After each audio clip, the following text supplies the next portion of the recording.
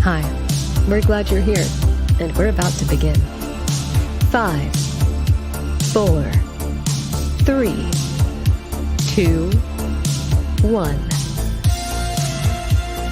KenCast After Dark. Stimulating conversations all night long. And here's your host, Ken Cole. Hey everyone, it's Thursday night, and welcome to another KenCast After Dark. It's great to see you all. We're going to have a great show for you today. We're going to have some great discussion about the series we all love, Cobra Kai, and Season 6. And I want to thank you for watching live. We'll be looking at your comments in the chat, and also thank you if you're watching on the replay. We'll be looking at your comments just down below the video. Please leave questions, feedback, or your ideas. We want to hear about everything. So tonight, for our conversation, I thought I'd bring in an expert. You've seen him on KenCast before. You've seen him on the marathons leading up to Season 4 and Season 5. He has his own amazing YouTube channel, and you can see him on Instagram and Twitter. He analyzes Cobra Kai, and he's a martial artist himself. And I'm very honored to be joined by Cody from Strikeforce Media. Cody, it is absolutely amazing to have you here tonight. Thank you for joining us. How are you doing? The last time we saw you, at least on KenCast, it was before Season 5. How are you doing now after Season 5 of Cobra Kai? I'm doing great, Ken. It's amazing. Thank you for having me on. Hello, everybody. It's great to be back here. I'm doing awesome now that Season 5 has been out. I mean, unfortunately, we have to wait a long time before the next season, but I'm just enjoying the ride of having Season 5 and the multiple rewatches of the show, and just analyzing and picking up on new things, little nuances and details that I didn't notice upon previous watches. So it's been pretty great. How about you? Oh yeah, it's kind of been the same thing. It's interesting, I think, watching it and rewatching it, and then say watching your videos and watching other people's videos. And it's so interesting how everyone can sort of pick up on like a different nuance of what's going on, and you can find all those nuggets and details. Is there something that stuck out to you that you went, wow, I didn't realize that before? Off the top of my head, I'd really have to think about it, because there's so many things going through my mind at once when I'm watching it. Yes. I don't think so I know this might be a shocker, but when Daniel puts on the glasses, that was of course a callback to Karate Kid 1. I didn't pick up on that upon my first few watches, and it wasn't until like my third time watching it, I think like last week, when I was like, oh, that is a callback. There's always little Easter eggs and nuggets that are sprinkled in the Miyagi-verse. It's so cool to see. It is really cool. And it's really amazing. Like, it's so dense in like callbacks and references, and you don't even realize it until you watch it again. And you're like, oh, wow, I thought I caught everything, but I didn't, and it's really great. We have great commenters tonight. We have Daniel, Kenny, and Cody. Great to see you too. And everyone, good to see you, Daniel. Bryce Productions, great to see you. Terry Johnson, nice to see you. Ben Metello, yes. Ben. Melissa, yes, here we go. Strikeforce Media and Ken Cole. Bonsai Strike Back, Melissa. Zaround, good to see you. Aurelio Cortez, thanks for joining us. Aurelio, thanks for being a channel member and supporting the channel. Really appreciate it. Robert, great to see you.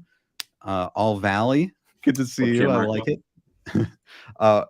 Jack, good to see you. Dorothy, just wonderful to see you guys. Cobra Kai World, what's up, Strike? So really wonderful to see you. Okay, so we're going to have this great discussion. I want to hear what you guys in the comments and the chat say as well. But, as we do, we're going to first get into a little bit of news. KenCast News. Okay, Cody. So, all right, we've got some news. First, I'm going to plug some of our videos.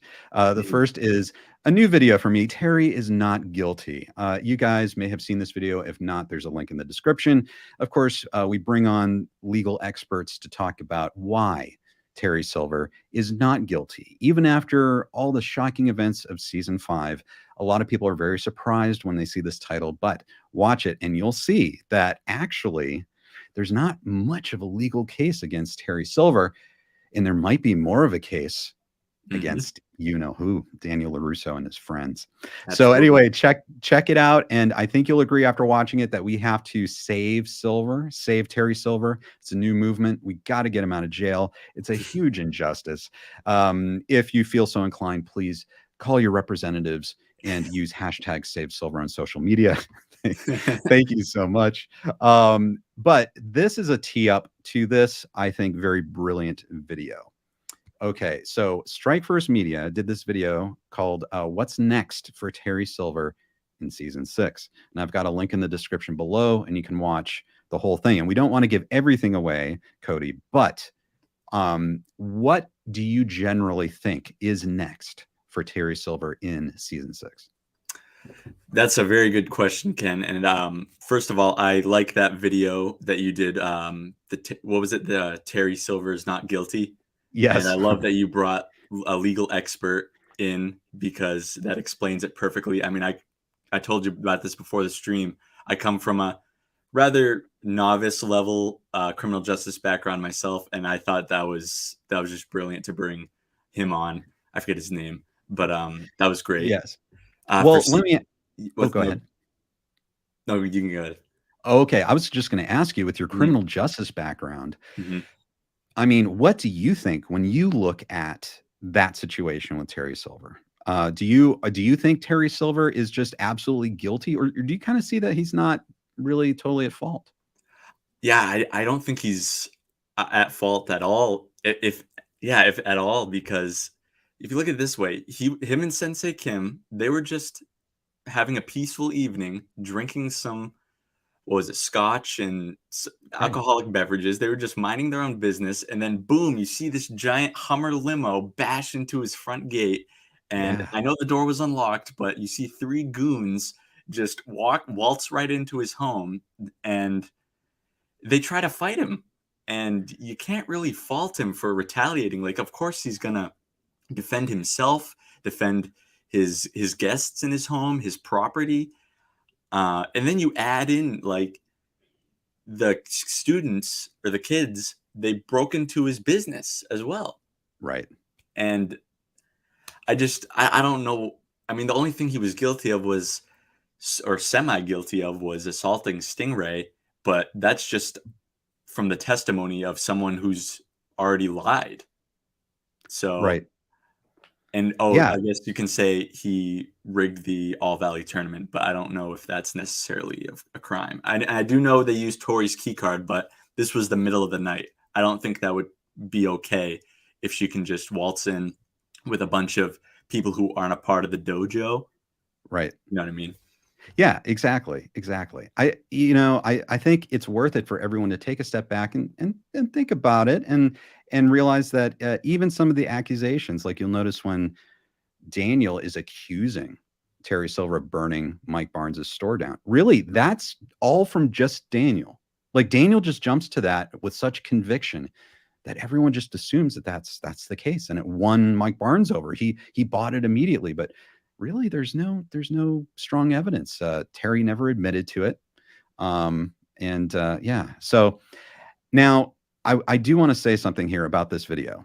You bring up a very, very interesting theory. You talk about attorneys, and you also talk about the DA that Terry may or may not know. Can you give us a little preview of what you think of that?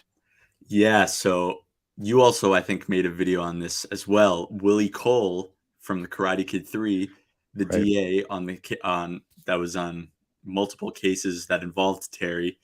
He was a victim to a lot of Terry's bribes, and he was over to his house probably frequently because they knew his favorite dinner was a poached salmon. And Mike Barnes even brings it up in season 5 about this corrupt DA. And he gets Daniel's able to acquire his phone number, and Terry's gets a voicemail, I guess, from the DA. And so he obviously he says, I'm going to deal with my old friend. So he obviously still has contact with him. So I think, yeah, there's definitely still old buddies here.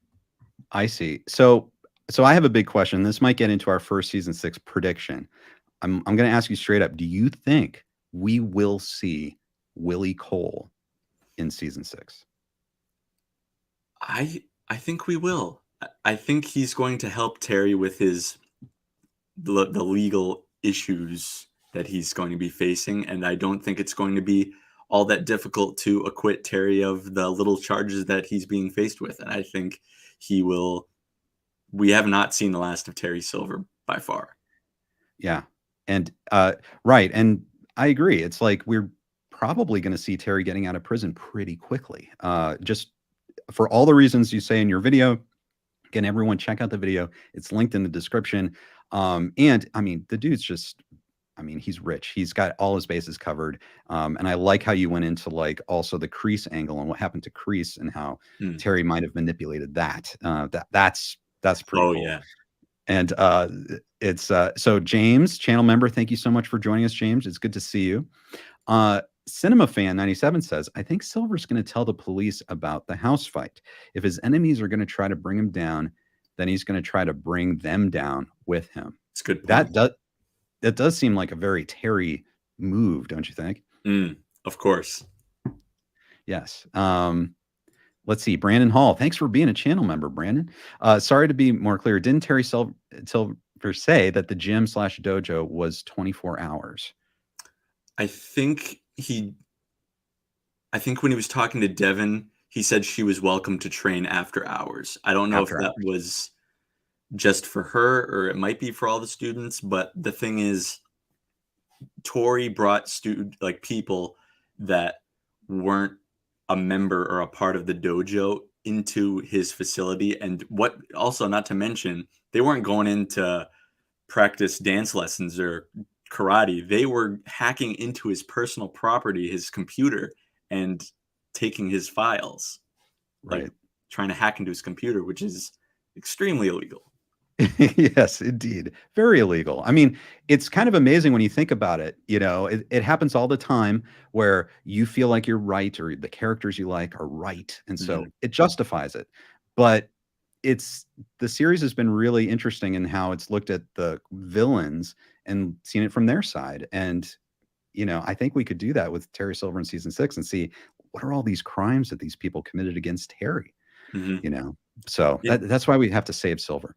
And to be honest, I was saying this a lot upon my first watch of the season. Terry is not like a bad guy. He's really not. He gave Daniel a warning. He's like, look, no retaliation. Just stay out of my way, man. And Daniel's this pompous, cocky little dude. I mean, I love Daniel, but he pushed him. Like he poked the bear that many times. You're going to get bitten back. Right. So, hey, I have a question. I don't think I've ever asked you this.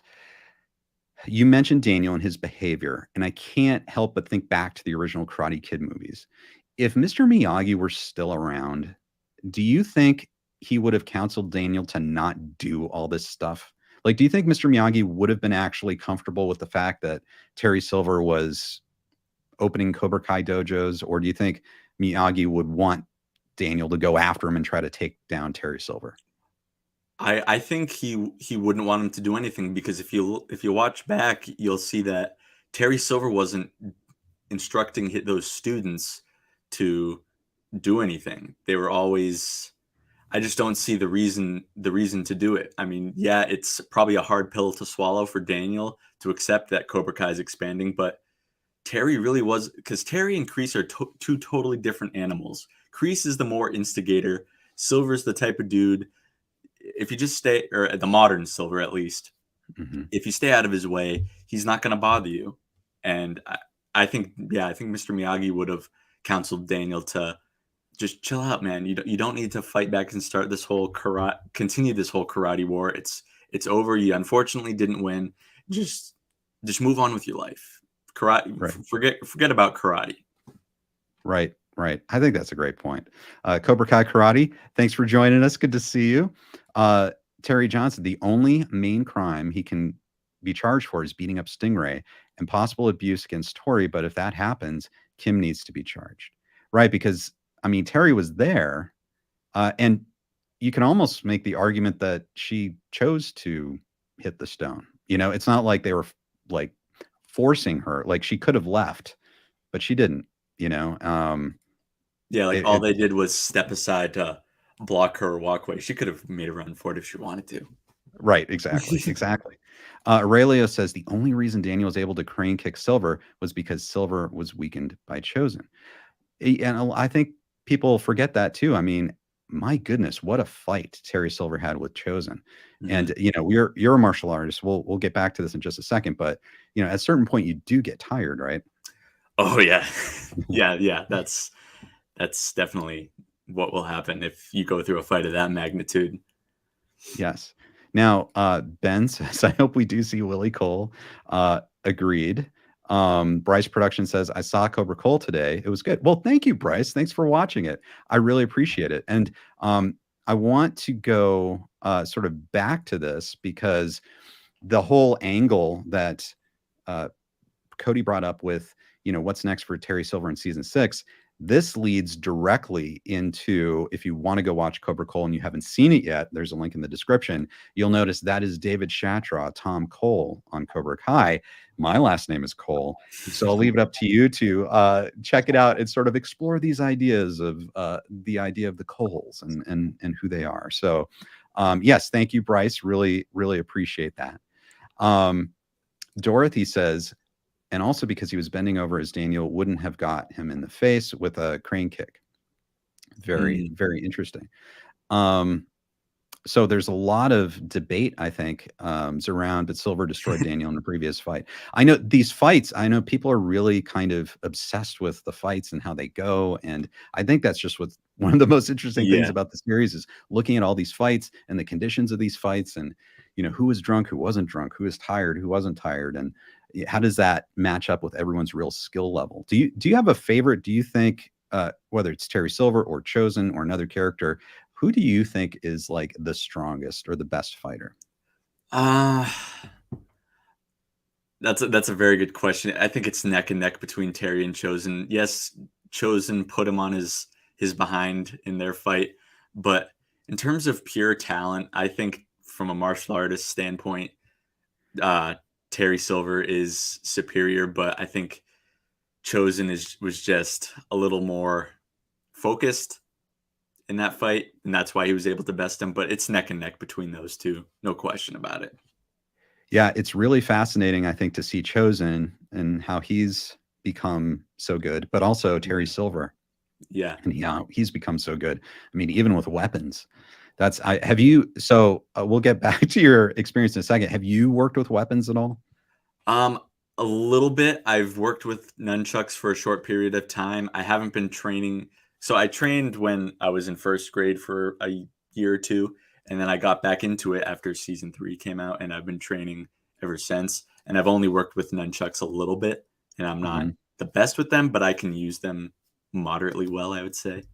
That's awesome. But That's really cool. Are they hopefully fun? there's many more in my future. Yeah, definitely. That's a whole other side that's so interesting about the Oh yeah. martial arts. Absolutely. Let me put this up. This is another bit of news. So we have Ralph Macchio, his book, his autobiography, Waxing On, is out now. And I haven't gotten a chance to read it yet. I'm going to be traveling, going on a trip this weekend. So I think I might either read it or listen to it while traveling on the plane. So Cody, have you read this or listened to this? Yeah, I'm on chapter 3 right now, and it is just awesome. I'm not the type of person, I was telling Ken this before. I'm not the type of person to sit down and read a book. That's just not me. Uh, if you go on, and plus if you go on Audible, which is like by Amazon, all you need is an Amazon account. You can Mhm. log in, you can get a month's free trial, and you can get the audiobook for this on, I think, any device. And what's the best part about this is that it's Ralph Macchio reading the book directly to you. So it's all the more personal. And it's just you get so many goosebumps just listening to it. And I'm only on chapter 3. I have like 4 more hours to go until the book's over. You know, Peter Vonosak from Cobra Kai Companion podcast, he was posting that the book was really touching and almost kind of made him cry at points. Have you sensed any of that? Oh yeah, he said one of his favorite chapters, I think, was chapter 2, and I definitely can see if it was that chapter he was talking about. I can definitely see why that one would have made him like emotional. That was a very touching chapter. Yeah, absolutely. And I want to point out that Cape Cod 2018 says you guys are saying good statements. Thank you, Good Cape to see Cod. you. Yeah, we're both. Cody and I are both from the Northeast, so I grew up not too far from Cape You know how Cod. Daniel says and Sam say Jersey tough? Well, we'll say Northeast tough. Yeah, that's right. I love it. Northeast tough. Okay, so next, man, there's a lot of great stuff here. Let me bring this up. So we're getting into the predictions of Cobra Kai season 6, and everyone's been arguing about this. It's Hilary Swank. She's been interviewed in multiple interviews about whether she'd appear in Cobra Kai season 6, and her response is always something along the lines of this: I'm not in Cobra Kai. No one's asked me to be in Cobra Kai. A lot of people ask if I'm going to be on it. It's like the number one question I get. And she basically says, no one's called me. So I kind of wanted to ask you, Cody, because you've done a number of videos about season 6 and the possibilities of season 6. Do you think that it's a case of, it just needs to be greenlit before they could call her? Do you think she's being a little coy and maybe she has had some discussions, but she doesn't want to talk about it? Because that's the refrain from everyone, is like, I really can't say anything, I don't know. What do you think? And I know people also bring up that, she has a pregnancy right now. And so she also has another series. And so she just would not be available. She wouldn't be busy, and no one's called her. So she is not going to be in season 6. That's a very good question, Ken. I can kind of see it from both sides. On one side, it could be, I don't know how much of a Marvel fan you are, but Andrew Garfield, when he was asked about the questions if he was going to be in Spider-Man No Way Home, he was like, I'm not in No Way Home. Right. But he was a terrible liar. So it could be that she could just be like, because she has to say no, that she's not going to spoil something like that. But on the other side, like you said, she has this upcoming series, and she's, of course, pregnant with twins. So, and plus, and they haven't even written the season yet. So by the time they would start filming, she would have a pretty good baby bump. So I don't know how much karate she could be doing. Maybe, I don't even know if it would be a tease at the end of the cliffhanger at the end of season 6. So right. Maybe it's, I really don't know. It could be both sides, but something's having me lean towards she won't be in 6. And that, so it might be a little bit truthful, but I could definitely see she might be saying no because she has to say no legally. Yeah. I think those are excellent points. And for me, I think it just has to do with timing. Mm-hmm. Like, we don't know, like, as you said, we don't know. Season 6 hasn't been written yet, hasn't been greenlit yet. Those the big three, John, Josh, and Hayden, they're working on their series Obliterated right now. And so we don't know when season 6 will be greenlit, when it'll be written, and when it will be ready for production. It may be a while. Like John Hurwitz has said that, like, this could be a little bit of a wait. So if it's that long, it's possible that she might be available and willing to be in a season 6. But I'm kind of a fan of the theory that, or the idea that they might greenlight a season 6 and 7 together, sort of like they did with seasons 4 and 5. And if they do that, then no question she could be in season 7. I think, like you're saying, they could kind of save her for season 7. I agree, and I think that would be awesome if they were to greenlit 6 and 7 at the same time. That would be perfect. Yeah. Given that, like you said, we have quite a bit of a wait for season 6. And you got to give props to the writers because they are crazy busy. Netflix wanted them to just get it season 5 out right after they finished 4. So they wanted them to get working on that to get that out as soon as possible. And then now they're working on another series, Obliterated. And now then they even added the Ferris Bueller spinoff. Right. These guys are some of the busiest guys I've ever seen in my life. Yeah, exactly. 100%. And I'm curious about, I know Josh Hield was working on an Ancient Aliens movie, which is pretty cool. I can't wait to see the news on that. Cobra Kai Wisdom, one of our legal experts. Good to see you, Mike. and following up, All Valley says, I'm really enjoying Ralph's book. I'm on Mhm. chapter 7. That's fantastic. Awesome. Ben, I got a little tearful as well as when listening to the audiobooks. And Terry just has a general wish. I wish Cobra Kai would have better merchandise. It's getting Interesting. there. It's getting there. Yeah. Yeah. I thought it would took a big step up when we had those Build-A-Bear, the teddy bears. Mhm. That was kind of cool.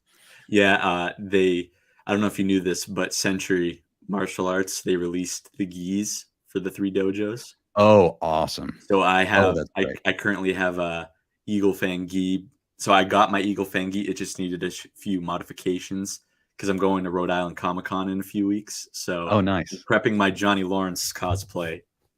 So I'm excited about That's that. Man, you have to take pictures. Oh And yeah. And I'm okay, debating. People in the chat, you can help me out with deciding this. You can as well, Ken. Should I dye my hair blonde? I don't know yet. whoa. I don't know.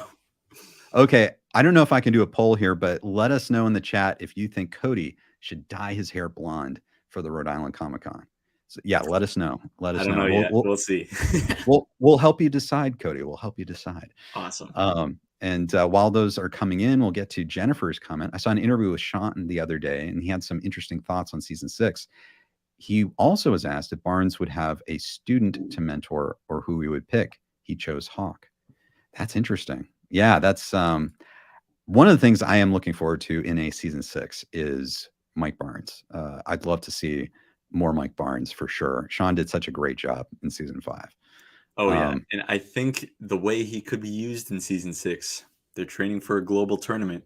Who in the show has the most experience being in karate tournaments, multiple national karate tournaments? Yep. Mike Barnes himself. Yep. He is. He's the tournament terror. Mm-hmm. He could do it. I think that's a good chance. Good chance. Yeah. I love that. I love that idea. I think that's great. All right, Cody, the responses are coming in about you dyeing your hair blonde. All Valley says, do it. Cobra Kai World says, keep it black. Robert Huswick, you need blonde hair to play Johnny. Well, that is true. Exactly. That's a hard yes, says Jay Wiggin. Dorothy says, yes, go blonde. Daniel, go for it.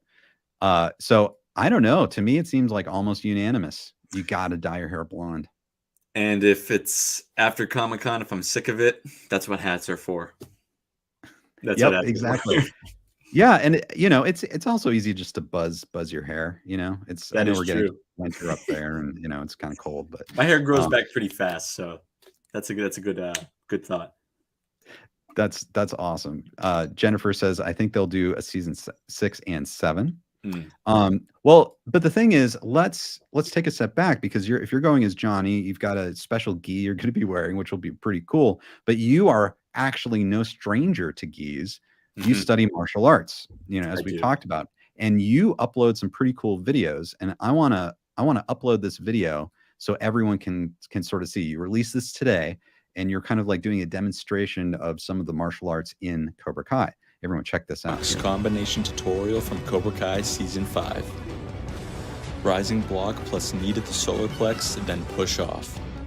Followed by a side kick to the opposite opponent.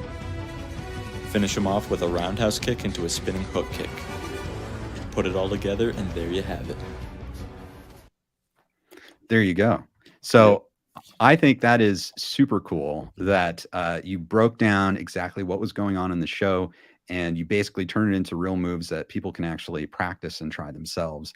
And tell me about your journey with martial arts, and like, where did it start and how did it get to where it is now?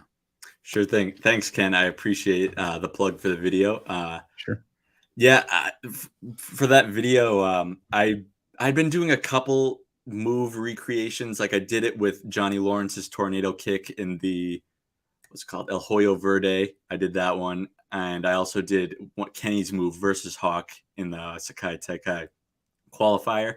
So I'm doing little moves here and there. I really like doing it because I see some people doing it, but not a lot. So I think it's cool to kind of show people the step-by-step breakdown of how you can do these awesome moves that these beloved actors do in the show each and every year. But for my martial arts journey, So I first started in Shaolin Kempo Karate, which is still the same style that I do now, when I was in first grade. And coincidentally enough, it was because I was a massive fan of the Karate Kid movies. Yes. My mom would make me these homemade lotus headbands. She would, because she's very artistic, so she would print out, or just get this white cloth from Michael's craft store and draw literally the lotus head flower and make me a headband until I wow. ruined it and spilled like stuff on it. And so I was like, I wanted to take karate. I did that for about a year and a half. And then we unfortunately moved, so I couldn't be in that dojo anymore. And I just got wrapped up in other sports like basketball, soccer, stuff like that. And then it wasn't until Cobra Kai season 3 came out. So I was already a big fan of Cobra Kai before season 3. Season 3 didn't spark I still liked it, but season 3 is where the passion really came in, and I was really getting passionate about the franchise again and the series in general. And that was when, you know what, I'm gonna just join a dojo, see if I can do anything with it. And not the same exact dojo, but the same style, Shaolin Kempo Karate, which incorporates so many different styles, like of course Chinese Kung Fu, Mongolian wrestling, traditional Okinawan karate, some BJJ, and I think that's about it. But just, if anyone knows Kempo, it's a very rugged style. Like, it's meant to really hurt your opponent, so it's not for the faint-hearted. Don't let the wrong person get into it. But it's just so much fun, and it's a great exercise, because I used to be a big basketball guy, and I just really wanted some discipline in my life, find some inner peace, and just continue with my exercises. And I mean, I was getting over basketball, and I say this all the time. I tweeted this out the other day. I was like, today's the perfect time to try and find a local dojo and join, because martial arts has helped me in so many different ways that I can't even begin to describe. And then you get to do so much cool moves, and you can actually do stuff that's useful for you. Yeah, sports like basketball and stuff and football are cool, but if you want a sport that can really help you in your life, physically and mentally, go with martial arts. Oh, absolutely. And what is your favorite move, do you think, that you've learned so far? Oh boy, I would probably say the classic Terry Silver spinning hook kick, because what's crazy about that is, real quick, I'll say, if you were to see me attempt a spinning kick of any kind right when I started, you would see me fall straight on my tush time and time again. And the fact Right. that I can even do anything close, like even execute the kick, is an accomplishment in my book. I mean, my martial arts is far from so many talented actors and stuntmen in Cobra Kai, but I'm just proud and happy to see how much I've improved in just the almost 2 years that I've been back into it. That's incredible. And it's interesting because, we grew up kind of in the same area, and you're studying under, it's like Fred Villari, right? Shaolin Yep. Kempo, Fred Villari. Yep. Okay. And that's where I studied as growing up. And, Wow, I dude. kind of, yeah, I got up to basically green stripe. Like, just before going to brown belt, that's where I got up to. And I went into sort of different things. When I got into high school, I got swept away by other, Yep. like acting and all that kind of stuff. But then I always wanted to get back, but I never did get back to it. And so it's kind of interesting. It's almost like that would be actually kind of amazing to sort of like get back into it. I'd have to relearn everything, but it's such a cool thing to do. It's so cool. Yeah, I mean, I was telling you before we went on the live that I'm looking to be moving to Quincy soon. So Yes. Unfortunately, I'm going to have to be finding a new dojo. And I was thinking about a little Tang Soo Do.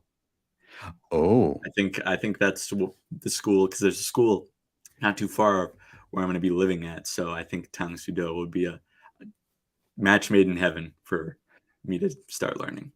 Well, Terry Silver would be very proud of you. I would agree. That would be Yes. so cool to train in a style like that. Absolutely. We've got Lisa Barrett. Thanks for being a channel member. Hi, Lisa. And then Terry says, love your Cobra Kai poster in the back, Cody. Oh, yes. I Here, love that tapestry. It is Yeah, awesome. very. Thank you. That Thank is you. that is so cool. And we also have this mentioned. Darkest Hour says, any chance Strike is cast as a competitor in the international tournament, the Frank Ducks of Cobra Kai? Maybe that would be cool. If I were to be, I'd hope I would be someone that Miguel, Robbie, and or Hawk just wipe the floor with in the first round. I'll take that.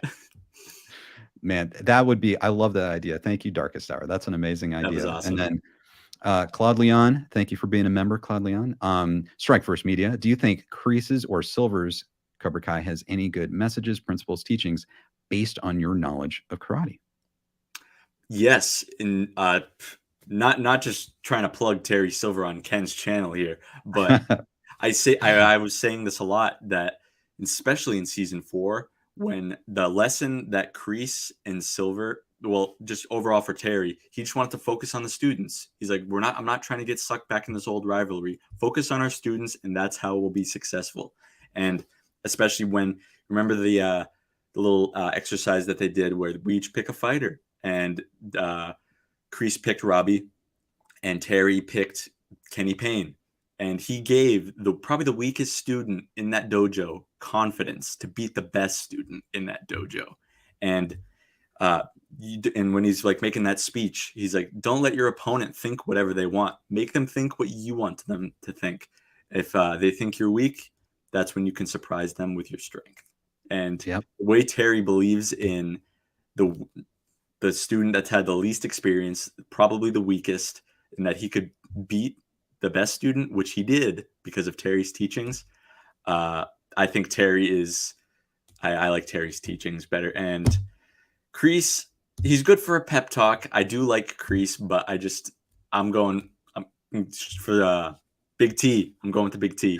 That's all I'm going to say.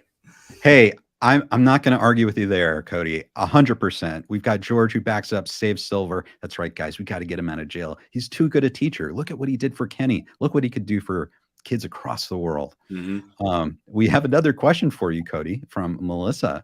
What do you think Sensei Kim meant when she said to Devin, I don't want you to fight Sam LaRusso. I want you to defeat her? It was sort of like what Kreese said to Bobby back in Karate Kid, when Bobby said that he could beat Daniel, but Kreese says, I don't want him beaten. I want him out of commission. That is, see what I mean? There's so many different things you can pick up on upon rewatching it. That's what makes the show so rewatchable.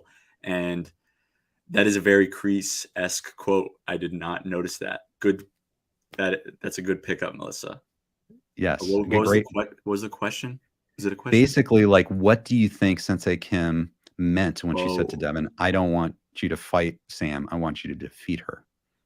Yeah. So basically Devin was like, you want me to fight Sam? And she's like, no, I just want you to win. Yeah. Don't fight her. Just win. It's kind of like the Yoda, do or do not. There is no try kind of thing. You have exactly. To do it. Yeah. The Big T. Thank you, sir. We're always honored when you join us on our live streams. Thank you so much. And I appreciate you sharing your wealth and helping support KenCast and the channel. Thank you all to any of the super chats. My good friend Ken, thank you. I'm honored when you say that. Thanks for fighting the good fight to help clear my name.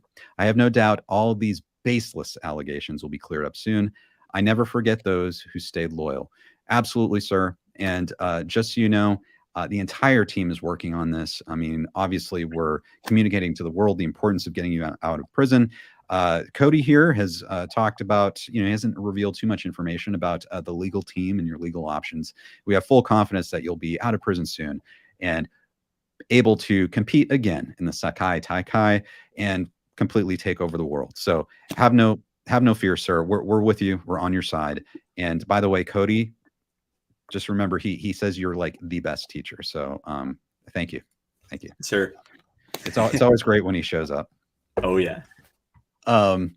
And so Daniel says totally Terry saves Silver. Totally Terry. Yeah. Cobra Kai World says get Silver back on his meds. Absolutely. Silverse. Ooh, I like that. Maybe instead of the Miyagi verse, we have a Silverse. Oh, that's catchy. I do. I think that's catchy. I think that's great. We'll have to use that Silverse if that's okay, Dorothy. Oh, I don't think Terry's a bad guy. Yeah, that's right, Joey. He's not really that bad of a guy. Joe Karate wants a job from the Big T. Yeah, maybe. Well, that's why we got to get him out of jail, guys. He's not in a position to give anyone a job right now. But once he gets out and we help restore his name, he'll be dishing out jobs, I think. You know, to all of us. We saw all of his generosity with trying to help out underprivileged youth. Yes. And help them get free karate. Like, he's a philanthropist. Right. And, you know, Joe Karate asked this question, and I'll ask it to you because of your background in criminal justice. Joe says, how did Terry go to jail when they broke into his house? Yeah, that's a very good question. I was kind of at a loss for words because Daniel, Johnny, Chosen, and Mike were just hanging out outside the dojo, and the innocent guy was the only one being taken away in a police car. So I don't know. Yeah, I don't know. It's very odd that Terry would be in that situation. So we'll see what happens. Daniel says Cobra Kai 2. Man, that'd be fun. I think everyone would love to do it. So I don't know. Just pass it around, spread the word on Cobra Kai. You never know what's possible in the future. So Cody, obviously we want to talk about season 6. So when do you you have an estimate? Number one, let's go over, because this has been a controversial question. Do you think season 6 will happen? Yes. When would you guess we should expect to see season 6? I would say, I think I did a video a little while back it was a complete breakdown analyzing the previous writing schedule into the filming schedule, how long that took, the post-production stage, the marketing stage. And I think it came out to right around December. So like holiday into December 2023 to January 2024. I think that was, which kind of makes sense because, I mean, personally, I loved the holiday release of like for season 4 and for 3. So I think that would be fair, but a lot of things would have to align, like no delays or anything. But I think that would be the earliest that we could see it on our screens. How about you? Yeah, I think that's fair. I think I agree. That'd probably be the earliest, would be kind of around that traditional holiday time. And it could very well be after that. You know, I'm curious to see exactly what's going to happen with Obliterated. I'm excited to see that series. And I know that's all consuming. That's like the first season of that show. So they want to make sure that is exactly the way it needs to be. And they're probably going to need to oversee post-production on that as well. And then, you know, they may not start writing, if they get the green light, hopefully soon, they may not start writing season 6 until, you know, January, February, March of 2023. And then who knows? They're going to have to get everyone schedule all the actors together, including Hilary Swank, of course, and film that. And so I think you're right. I think it's either the holiday time, 2023, or after that, sometime in 2024. But we've done it before, right, Cody? Yeah. Because I think they're scheduled to finish filming. I mean, this is just a scheduled time. It could go over. It could be earlier. I think I looked it up. They were scheduled to finish filming Obliterated November 30th. And I think it would be fair for them to have all of December off to spend time with their families for the holidays. And then maybe during that time, we can get a little Christmas present of season 6 being greenlit. And then that's when we can really start to see them head into the writer's room. I love it. I love it. That's great. That would be absolutely fantastic. George says Cobra Kai the series. Hey, keep spreading the word, George. You never know. You never know what's possible. Yep. Cobra Kai Underground says probably November. That's when they'll finish the series. Here's another season 6 question for you, Cody. Lisa Barrett says, do you think we'll see Bobby again in season 6? And he'll bump into Daniel and ask for forgiveness. So a lot of people have been asking about the Bobby-Daniel relationship and if they're going to interact. That's a very good question, Lisa. Bobby Brown is probably my favorite side character or guest reoccurring character. I love what the writers have done with him, and I would love to see him again. We're overdue to see him and Daniel interact, and because Bobby's a pastor now. I think he's definitely going to be wanting to apologize to Daniel for everything that happened in the 80s. So I'm highly anticipating their interaction between one another. How about you, Ken? Yeah, I agree with you. Like, he's just a great character, and Ron Thomas does such a great job playing him. Always has. And I'm kind of one of the people that'd be curious what would have happened if Bobby went and actually started studying under Mr. Miyagi too, like after the events of the Karate Kid. And I think that he, as a person, would love and really benefit from someone like Mr. Miyagi being his mentor. It's almost like he's a good guy that just happened to be wrapped into a situation where you had Kreese as the mentor, who didn't really support him the way he should have been supported. And I think he and Daniel would get along great. I kind of think that Bobby is what would have happened to Daniel if he joined Kreese's Cobra Kai, because he still had that compassion, and that he would second guess what he was doing and what was right and what was wrong. We saw that multiple times through the course of the Karate Kid. And it's really interesting. I think he would have thrived just like Daniel would have under Mr. Miyagi's tutelage, because he had the talent. He was just guided the wrong way. I love that point. I think that you put that absolutely beautifully. That is an amazing point. And 100% agreement. And yeah, I would expect hopefully that we would see a Bobby in Cobra Kai season 6. He's an original Cobra. I think he'd be, and a pastor. I think he'd be really interested to see what's going on with this. And he might want to get involved himself. Who knows?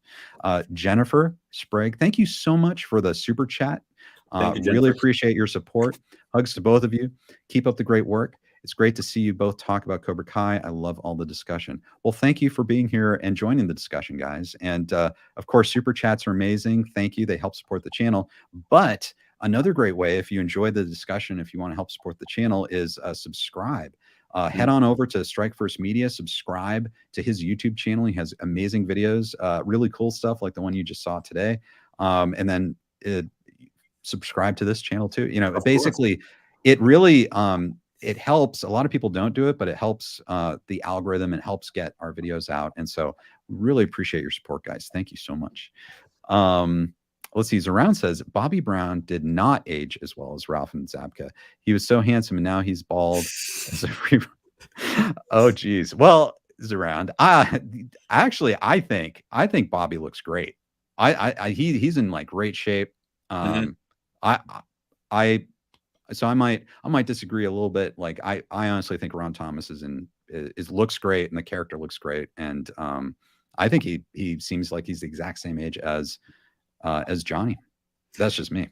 Yeah. I mean, we got to remember also, these guys are middle-aged men in their mid to late 50s. Some are even in their early 60s. So that's what happens when you reach that age. I mean, I still think Bobby looks great as well. He's just bald. But I mean, bald is beautiful, and Bobby is beautiful. Yes, that's right. I like that. That's another hashtag, guys. Support Bobby. Bobby is beautiful. Support Bobby. Silver says Bobby will marry Johnny and Carmen. That would be cool. Bobby will talk to Daniel at the reception. Yeah, I think that's totally legit. It's a good point. I think what he means is that he'll be the one like officiating. Okay. Yeah. I read that in a completely different context. Yeah. Hey, or it could be something really, really new and progressive. Who knows? Let's see. Aiming Wonder says, Ken Cole, random question. Who would win God mode, Daniel or God mode Johnny? God mode Daniel when he was fighting Terry Silver at the end with Quicksilver, or Johnny seeing his photo of the baby? I see. So basically, once they've been kicked up to that level, geez, I don't know. Every single time they pit them together against each other, they come out even. So I'd be tempted to say that God mode of both of them would kind of come to a stalemate. I don't know. What do you think, Cody? I agree 100%. I think the season 4 fight and mid-season fight between them two, it put an end to the debate of who's better. They're equal. They're equals. Yes. Totally agree. James Among, good to see you. Thanks for being a member. Didn't Bobby's actor pass away? That was actually the actor who played Tommy, who passed away. And Tommy passed away in the show, and then he passed away in real life. Very sad. But yes, but Sensei Ron Thomas is alive and well. Mm-hmm. Yes, okay, I see. We caught it there. Let's see. Noah asks, interesting question. In season 4, when Anthony was looking at the Miyagi dojo and saw the scroll, what does it mean, and do you think it will be used? Yeah, I get that question a lot. I really don't know. Like, is Anthony going to use it? But it's interesting because Anthony still really hasn't had hardly any karate training, so I'm not really sure if he's going to use it. Or I think the time to use it for someone to have used it was last in season 5, but I just don't know. The writers are going to surprise me with that one, I think. Right. And it really kind of points to the idea that there's more to Miyagi-Do and the style than we know. And we could learn more as an audience going forward, exactly like Cody was saying. Dorothy M says, going to subscribe to both of you after this great chat. Thank you, Dorothy. Really appreciate it. Thank you to everyone who subscribes and supports our channels. Really appreciate it. Jay throws in just a question to the Big T. Hey, Big T, what Christmas bonuses look like at Dynatomics? Big T replies, free memberships to the Jelly of the Month Club. That's great. I love that. Great response. Yes, Drew from Last Row Podcast, sometimes he references the Jelly of the Month Club in our KenCast as well. So that's really cool. Drew's awesome. I love it when I get to talk to him as well. He's awesome. He's a great guy. Amazing guy. Everyone listen to the Last Row Podcast as well. Claude Leon, thanks so much for your support. Thanks for the super chat. Really appreciate it. He asks, what if Julie Pierce was romantically involved with Terry Silver as a plot twist? Now that would be interesting. Well, okay, so let me see if I can connect this. All right, Cody, I'm going to try. This is inspired by Talking Straight with Nate. Okay, so I'll leave this back up here so people know what I'm trying to do. I'm trying to connect Terry Silver to Julie Pierce. The last time we saw Julie Pierce was in Boston, which was really cool. Both of us growing up kind of in that area. Next Karate Kid, it was cool to see Boston. So Julie Pierce was growing up in the Boston area. We don't know. Maybe Julie Pierce stayed there. Okay, that's where Colonel Dugan was. That's where the school was in the Boston area. We see that Terry Silver has the Rembrandt painting in season 5 that apparently he was either acquired on the black market or helped orchestrate the theft of. That Rembrandt painting was at the Gardner Museum in Boston. Okay, ooh. So it's possible that Terry Silver getting around the world, going to Japan, maybe going to Boston, that would be a connection. That painting was in Boston. Julie Pierce lived in Boston. So maybe somehow Terry, I'm sure he did his research on Chosen, right? So he knew who Chosen was very quickly. So it's very possible he might know who Miyagi's other students are, because he's kind of like all knowing like that. So it's possible that he could have surveilled or known Julie Pierce, and it's possible that they could have been attracted to each other, especially if he put on the charm, charming Terry Silver. Who knows? But I don't know. What do you think, Cody? Is that too much? I mean, Amanda couldn't really resist the charm of Terry Silver when he offered her that glass of wine. So I think anything's possible. I mean, that would definitely raise my eyebrows to the point of no return. But you can't count out Terry Silver and what he's capable of. I mean, he can do damn near anything if he wanted to. That's right. It's amazing what he can do. And you've just begun to see what he can do. At least that's what I think. Yeah. We're going to see some more stuff. Bryce Productions, do you think it was Terry who burned down Mike's furniture store? I think that is what people want everyone to believe, but I don't think it's a foregone conclusion that he did. I think it's coincidental, but he never admits to it. Mike first suspicions Daniel, like they had talked about Terry Silver, but he didn't suspicion Terry at all. He suspicioned Daniel. And then Daniel just said, no, it was Terry Silver. And he's like, yeah, it's Terry Silver. But there's no evidence. That fire happened after the fight with Chosen, when Chosen took out, I don't know how many of Mike's workers. And you'd think that maybe things weren't right. Maybe there wasn't enough staff to make sure all the fire hazards were cleared. So I just think there are enough other reasons that something else happened. You'll notice that Mike Barnes, it sounds like he left when the insurance adjusters were coming in. Why would you do that? We had Cobra Kai Wisdom say one time, you don't do that. You want to be there to help the insurance adjusters. Right. And also some shady stuff with Mike's business there being leveraged very highly. And so I don't know. There might be more to that than we know. I don't know. What do you think, Cody? I mean, like you said, I haven't seen any evidence, so I can't really say that it was Terry. I mean, a lot, yeah, it is kind of fitting that he may fit the bill, but I mean, I haven't seen. I mean, you would think he would have you would have seen some like little seeds planted that he did do it. We didn't get any of that, and I mean, did Terry even know that Daniel was seeing Mike? Well, that's the thing. It would be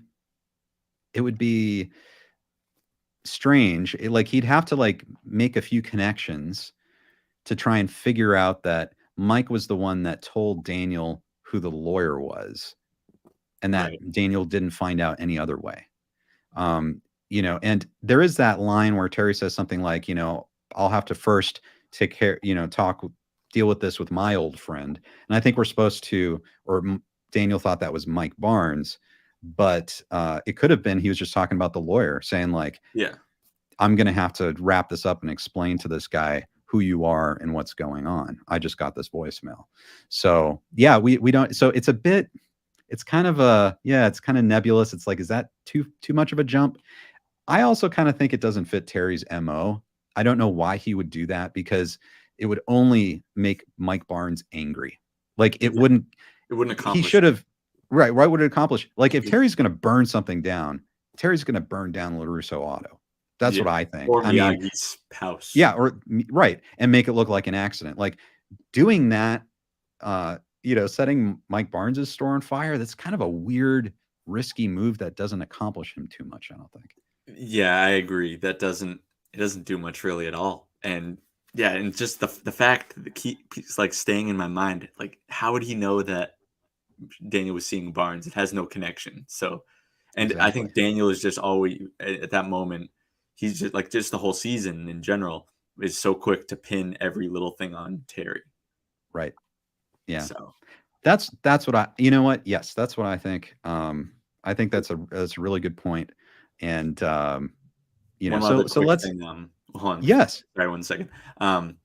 Like even at the charity auction, Daniel was quick, like, don't ruin this day for my wife. Well, I have no intention of ruining her day. Like he was so quick to thinking he was going to do something when in reality it was Daniel who did it.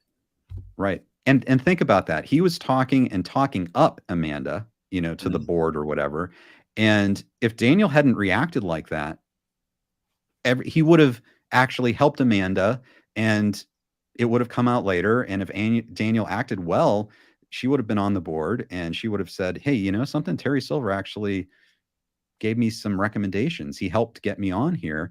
And, so it's like, it's really Daniel's, the way he acts, that's, putting himself in a bad situation. Yeah. And Terry knows that very, very well.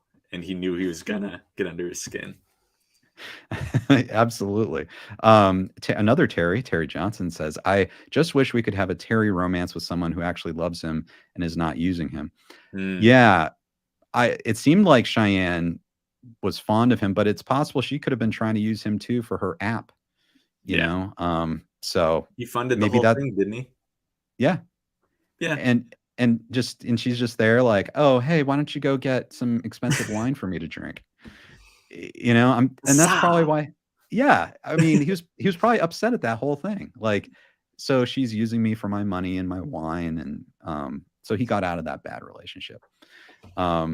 Silver wants the Julie and Terry romance. I think that's pretty funny. Okay.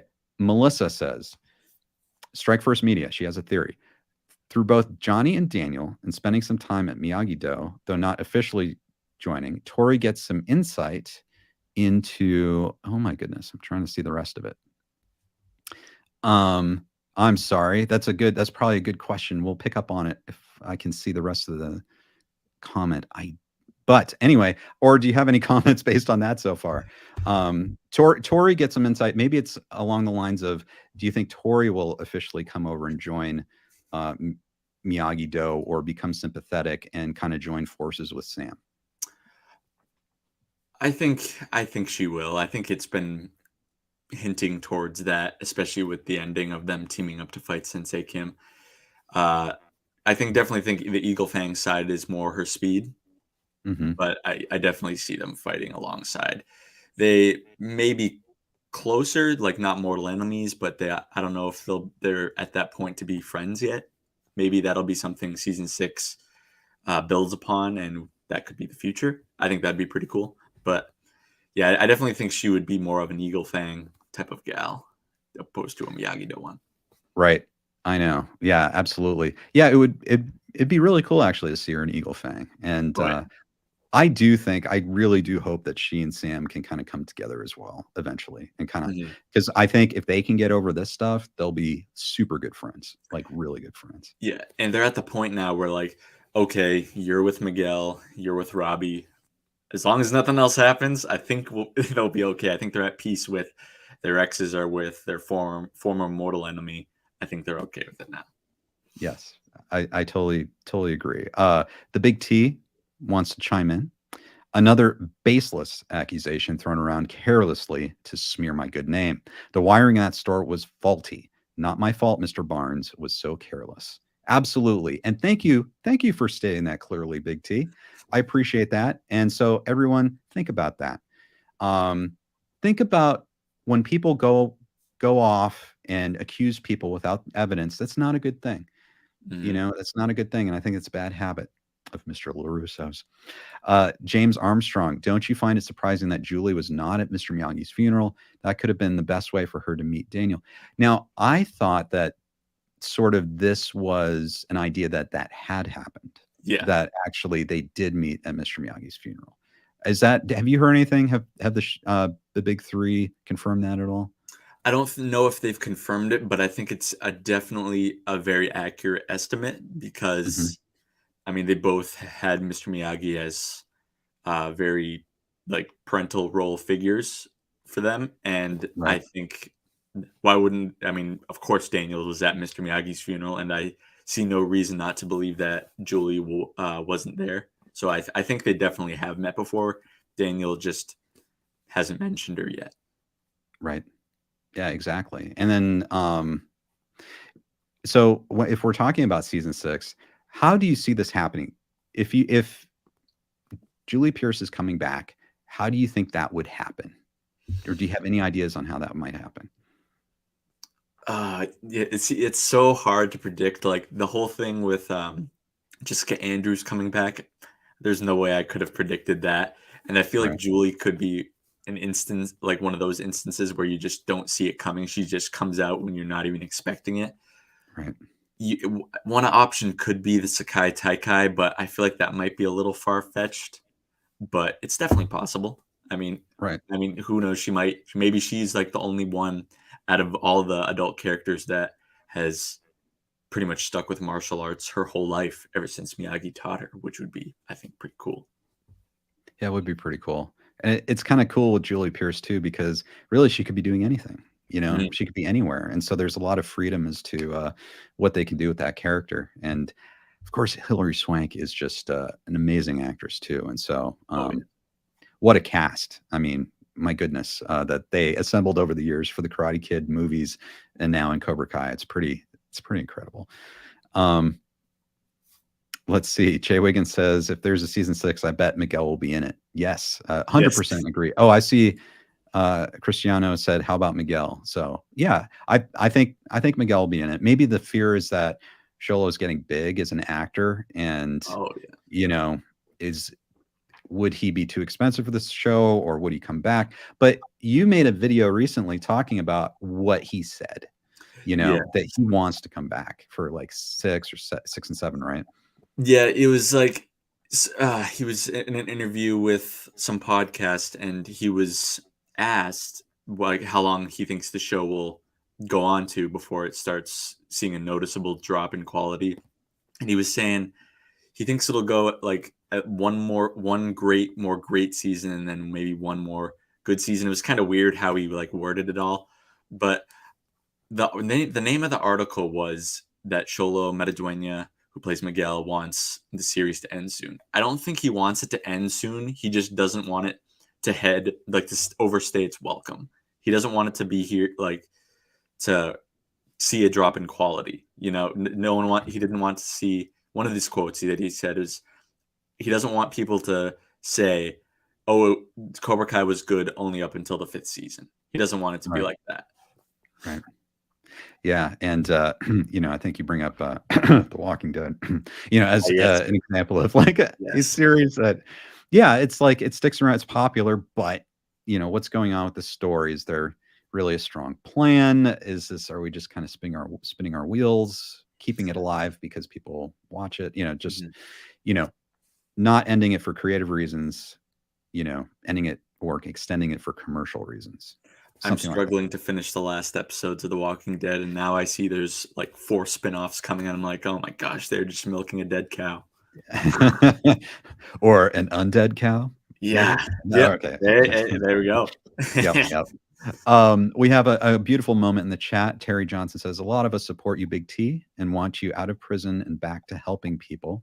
Yes. And Big T replies, thank you for the support, my dear. I do hope that one day I get the chance to help you personally as well. See, isn't he wonderful? He's great, and he's joining us tonight. It's wonderful. From prison, they've given him access to technology. Yeah, it's great. It's wonderful. Bryce Production says, I don't think the furniture store was burned down by accident by no one, because the furniture store being burned down keeps being brought up multiple times. Who do you think burned it down? I'll be honest, Cody, someone in my comments made a very extended theory that it was actually his wife that did it. That their marriage, Mike Barnes's wife, actually decided to burn down the store. And it was fascinating, just like all the detail he went into. I'm going to have to, maybe I should go into that sometime, but it's interesting. That wasn't necessarily a good relationship if you read between the lines. Yeah, because she just got up and left, or I don't think it was specifically said, he just said my wife. I don't think she died. I think she just left him. Yep. She just left him. Why would she do that? Oh, wow. Yeah. What's going on? Why does he have nothing? What happened with the insurance adjusters, or did she take everything? It's kind of, you got to think of like the motives. Did Terry really have a motive to do that? I'm not convinced. I'm not convinced he did. And oh man, imagine Mike's might be even a little ticked off at Daniel for getting to believe that it was Terry when in actuality it wasn't. Yeah, that could be an amazing, well, not amazing for Terry, it's amazing source of conflict for season 6. Maybe Mike gets mad at Daniel again, and justifiably so.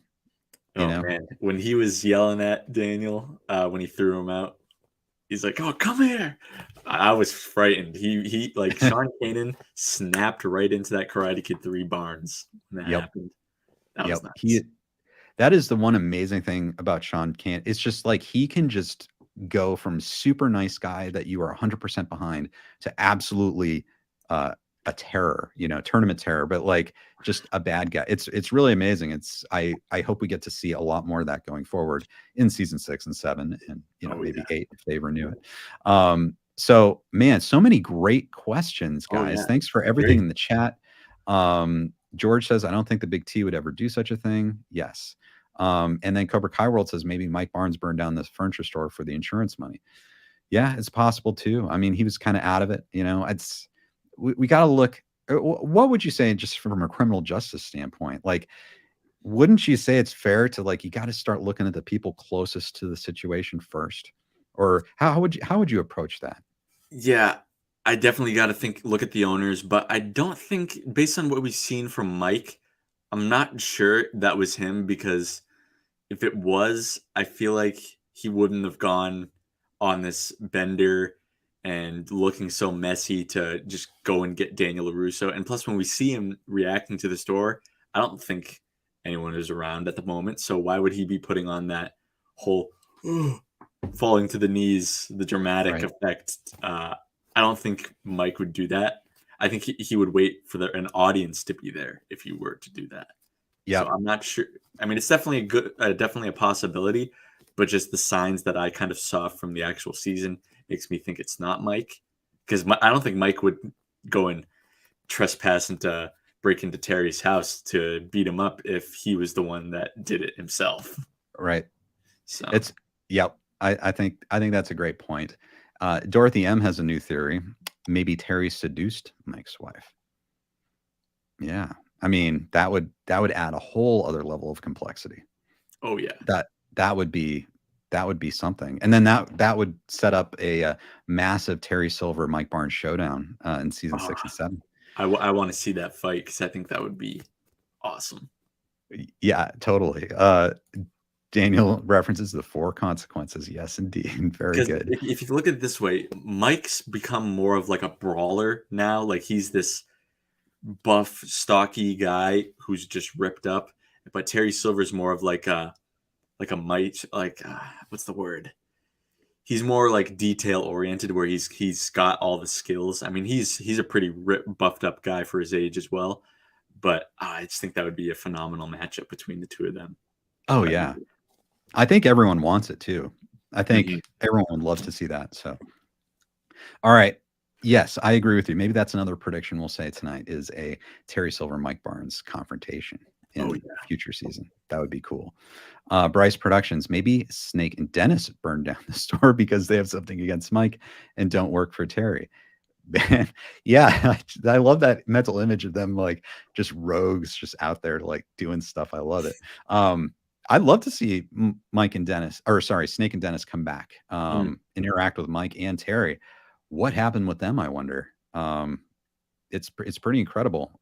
We do know, I've talked with Sensei William Christopher Ford, and he has let us know that apparently Jonathan Alvinson, who plays Snake, he is off doing his own thing. Not many people know exactly where he is. So hopefully if he comes back or he gets back in touch with people, he might want to reappear as Snake again. Because he was great. He was the great instigator in Karate Kid 3. He was good. He was he was pretty devious and evil too. A really good henchman for Mike Barnes, I think. How are the family jewels, Danny boy? Exactly. Man, that gleam in his eye. Ooh, it just he's a true snake. He lives up to the name Snake. He looks like a snake. Yes, indeed. Claude Leon says Clarence burned down the furniture. It's an undead mouse's revenge. I love it. Ben says, I want to see Mike fight Terry too. When he screams, "Get up," it gives me chills. I know. I have to say, I was kind of like, because right after that, and he gets clocked and he gets knocked out. I'm like, I was so ready to see Mike Barnes do some major damage. And he comes back later, but man, I would have loved to have seen what he would have done to Terry Silver. I wish he didn't get knocked out so easily. I wish we got maybe like a brief thing where he was coming at Silver or something, and then maybe he gets put to the sideline for a minute, like for the time being until Johnny needed saving. But yeah, it was pretty cool. I think Sean Kanan had some like limitations with his shoulder. That's why he couldn't do a lot of the fight scenes. So maybe that played a part into it. Right. Yeah, I've heard that too, and which is too bad. But if we get a season 6, we can always hope for that, guys. And Sean Kanan, I know, would be ready to go. Absolutely. Kate Maloney, thanks for being a channel member. Hi, everyone. The only person who really knows is the sleazy lawyer with the last name Cole. Please say he's of no relation. And for everyone who's just joined now, earlier we talked about Cody's video, what's next for Terry Silver in season 6, where Cody, you tonight predicted that we could very well see Willie Cole in season 6. I think it's about time. We've seen him, of course, talked about in the Karate Kid 3. We never, of course, got to see him. We got him teased in season 5. It's time to bring the man to the big screen. Yeah, 100%. And honestly, if we can see Elizabeth Ann Rooney, we should be able to see Willie Cole. 100%. I thought that was a great little thing, little like bringing her into the story that I didn't Yeah. notice upon the first time watching it. I didn't either. I didn't catch that, and I'm like, oh, how did I not catch that? That's amazing. It's such a great name for Yeah. like someone, Elizabeth Ann Rooney. It sounds like that person's kind of annoying or something. I don't know. I'm sorry if anyone named Elizabeth Ann Rooney. Maybe it was the way Robin Lively said it in the movie, but it was kind of fun. So, well, Cody, thank you for joining us tonight. So going forward with season 6, do you have any other thoughts for tonight that you want to get off your chest regarding Cobra Kai or Cobra Kai season 6 or anything related? Yeah, I'll say one last little prediction that I have for season 6. So Kreese is out of prison now, and he's not exactly a free man, but he's probably going to be needing to get out of the valley.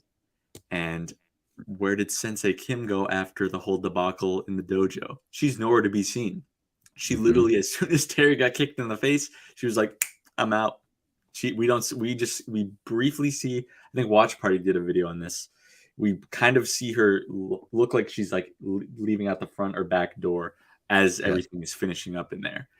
So, and also there's been little like Easter egg, or not Easter eggs, but little seeds planted throughout the whole season that Sensei Kim may have liked Kreese a little more than she did with Terry, because literally the first thing that she says when she gets off the jet to Terry, oh, Sensei Kreese is not with you.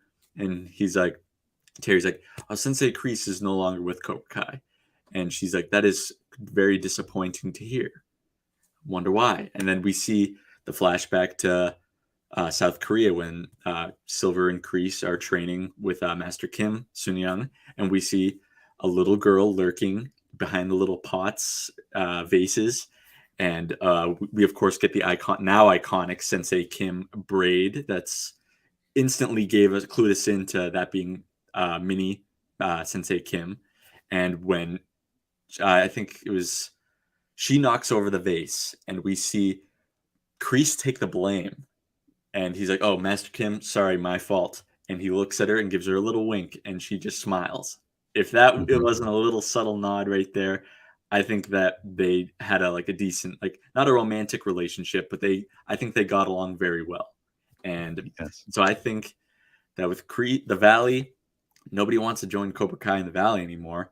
I think that Sensei Kim's gonna take Kreese to South Korea. I don't know the specifics about with the TSA and them the international travel. I don't know how that's gonna work out, but I think that because she's got a dojo of her own, and they can enter her dojo as Cobra Kai because that's what's eligible for the Sekai Taikai.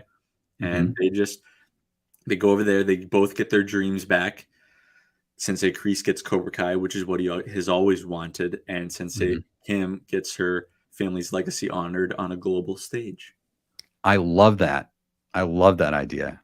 I think you're right. I think that's a really good possibility of something like that happening. And maybe that's another reason why we may not hear about season 6 quite soon, because it could go global. I mean, the whole production could go up in terms of its epicness, and they might want to nail those details out. That's fantastic. I love that idea, Cody. What a great prediction. Of course, Big T says, I memorized all of that.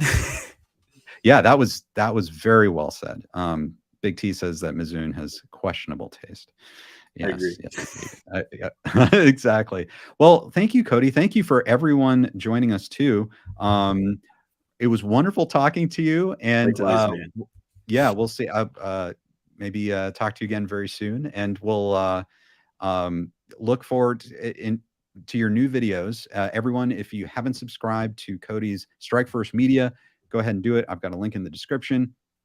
He has lots of great videos, shorts. He's a martial artist, and like we saw today, he sometimes does tutorials and breaks down the fights, and really has great ideas about the Cobra Kai series. So check out Strike First Media.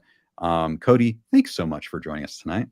Ken, thank you so much for having me. Everyone in the chat, I loved reading your comments with Ken here today and answering some of your questions. It was a lot of fun, and I'm definitely intrigued and hopeful that we can do this again in the future.